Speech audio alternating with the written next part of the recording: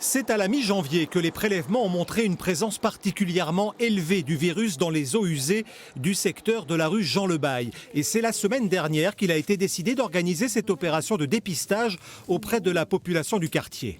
On sait qu'il y a des variants anglais notamment qui circulent et donc ce sera très intéressant de comparer par séquençage les virus que l'on va trouver dans la population avec les virus que l'on va trouver dans les eaux usées. Si elle s'avère efficace, cette méthode pourrait être développée pour améliorer la détection et la lutte contre la Covid et ses variants. Mais encore faut-il que les populations soient bien informées. Très peu de communication. Les affiches dans le quartier ont été apposées à la hâte ce matin et les deux lieux aménagés pour l'occasion, le gymnase Jean-Lebaille et l'école Aigues-Perse, étaient bien vides à la mi-journée. Il y a eu une petite dizaine de personnes depuis ce matin, 8 heures. Pour un dépistage de masse, c'est un peu dommage, effectivement, oui. Et pour cause, les habitants du quartier étaient rares à être au courant de l'opération.